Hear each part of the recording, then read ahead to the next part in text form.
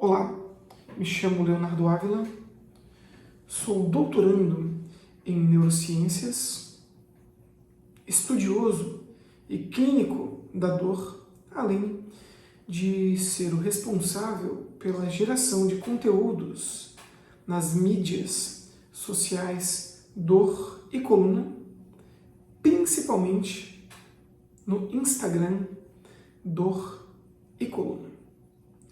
O intuito deste breve vídeo é tecermos alguns comentários em relação à antiga definição e notas de dor, segundo a Associação Internacional para o Estudo da Dor. Haja vista que, no dia 16/7/2020, esta mesma associação nos agraciou com uma nova definição e notas de dor. Todavia, antes de conversarmos mais profundamente em relação à nova definição e a nova nota e seus pontos que a acompanham, vamos buscar entender os argumentos prós e contras à antiga definição e nota e entender o porquê da necessidade de transição enquanto esta definição e notas que a acompanham. Sendo assim, neste pequeno vídeo, vamos conversar, como dito anteriormente, em relação aos prós e contras, a definição e notas de dor que imperou durante mais de 4 décadas. Isto é, a antiga definição de dor, segundo a Associação Internacional para o Estudo da Dor. Então, antes de conversarmos, vamos entender como a dor foi definida ao longo das últimas 4 décadas. Uma experiência emocional e sensorial, subjetiva, desagradável, associada a real ou potencial lesão tecidual ou descrito em termos de tal lesão. Então, mediante o estudo que nos foi ofertado no dia 16, pontuo os principais pontos pró a favor da antiga definição, que basicamente são 3. Primeiro, na antiga descrição proposta pelo britânico ortopedista Harold Mirsky, na época presidente do subcomitê de taxonomia da Associação Internacional para o Estudo da Dor, a dor é reconhecida como um conceito psicológico e não uma medida física, além de ser preciso distinguir a experiência de dor dos estímulos nocivos. Segundo ponto, a definição até 2 dias atrás, de 1979, reconhece que, embora a lesão tecidual seja um antecedente necessário, comum, a dor pode se fazer presente mesmo quando a lesão tecidual não é passível de ser detectada. E o ponto 3, uma síntese dos pontos anteriores com alguns adendos. Os pontos pró a antiga definição de dor incluem o reconhecimento dos aspectos multidimensionais da dor, além de ter auxiliado o fornecimento para a época de um entendimento comum do termo dor para os clínicos, pesquisadores e pessoas com dor em todo o mundo e também influenciar políticas de saúde, pesquisa e e cuidados aos pacientes. E os contras? Quais eram os contras por trás da antiga definição de dor? Gatilhos esse que ao longo de muitas décadas fomentaram uma inquietude diante dos clínicos, pesquisadores e sociedade como um todo. Vamos a eles.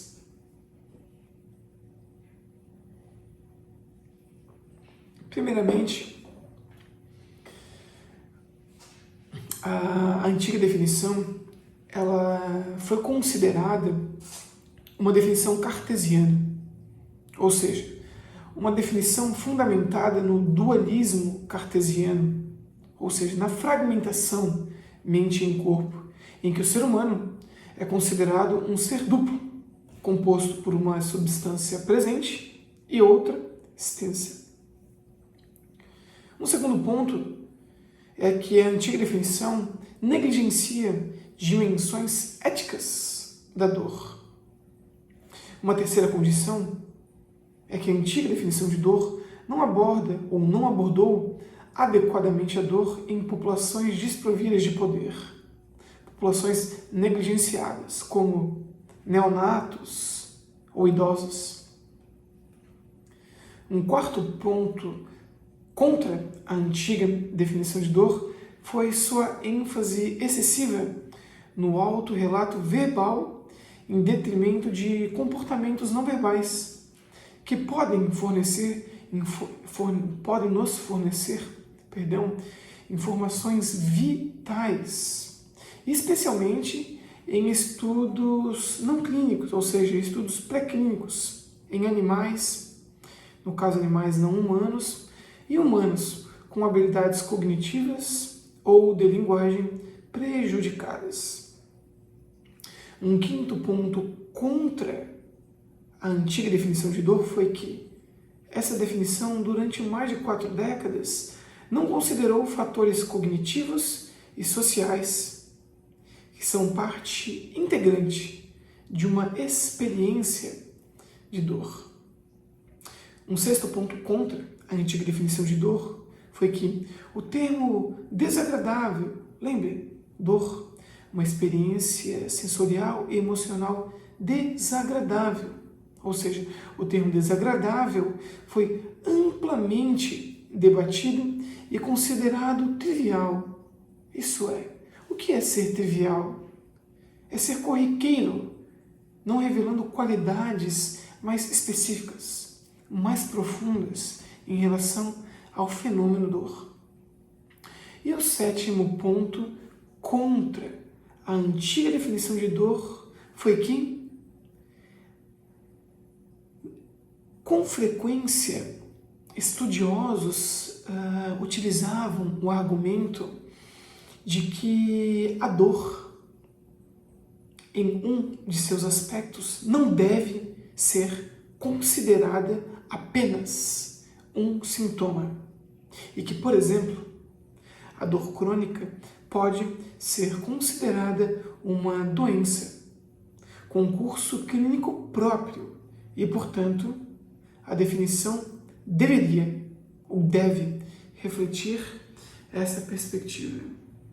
Aqui trago um adendo que não diz respeito ao tema que será abordado ao longo deste breve vídeo.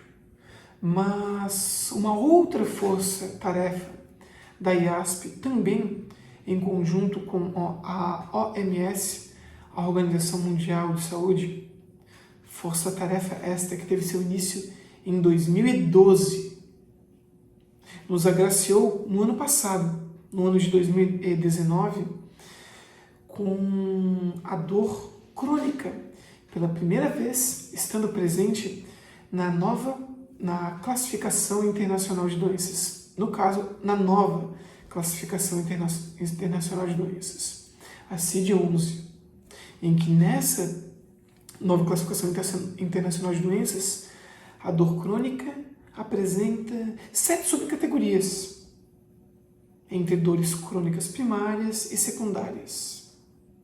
Aqui fecho o meu adendo e muito em breve gravo um breve vídeo também comentando sobre a temática dor crônica, um sintoma ou doença. Vídeo esse que será alicerçado com base nessa série de artigos ofertadas principalmente no ano de 2019. Bom, dando continuidade ao nosso raciocínio, trago um último ponto contra a antiga definição de dor. Todavia, este ponto contra não é contra a definição propriamente dita, mas sim a nota que a acompanha. E antes de citar estes pontos contras à nota, vou mencionar a antiga nota que acompanhou durante mais de 4 décadas a definição de dor. E a nota diz: a dor é sempre subjetiva. Cada indivíduo aprende a aplicação da palavra dor por meio de experiências relacionadas a lesões. Notem, a lesões no início da vida. Os biólogos, por exemplo, reconhecem que os estímulos que causam dor são suscetíveis a danos nos tecidos. Novamente, reforço a atenção a essa frase. O reforço continuado na associação entre dor e lesão. Na necessidade da presença de dor para a experiência, a necessidade da presença de lesão para a percepção, para vivenciar esta experiência de dor. Consequentemente, a dor é a experiência que associamos a danos teciduais reais ou potenciais. E, inquestionavelmente, uma sensação em uma parte ou partes do corpo, mas também é sempre desagradável e, portanto, também uma experiência emocional. As experiências que se assemelham à dor, por exemplo, picadas, mas não são desagradáveis, não devem ser chamadas de dor. Experiências anormais, desagradáveis, como a desestesia, também podem ser dor, mas não necessariamente, porque, subjetivamente, podem não ter as qualidades sensoriais usuais da dor. Muitas pessoas relatam dor na ausência de danos nos tecidos ou em qualquer causa fisiopatológica provável. Geralmente, isso acontece por razões psicológicas. Aqui, reforço a segunda análise. Ao denotar a ausência de uma lesão que pode ser utilizada como justificativa para fundamentar a presença de dor, a nota apontava para um caminho oriundo de uma condição psicológica. E não há como distinguir sua experiência daquela causada por dano nos tecidos, se fizermos um relatório subjetivo. Se eles consideram sua experiência com dor e a relatam da mesma maneira que a dor causada por danos teciduais, ela deve ser aceita como dor. A antiga nota também traz uma outra condição final, em que a definição evita vincular dor ao estímulo. E a atividade induzida no nociceptor e nas vias nociceptivas por um estímulo nocivo não sendo dor, que é sempre um estado psicológico, embora possamos apreciar que a dor geralmente tenha uma causa física próxima.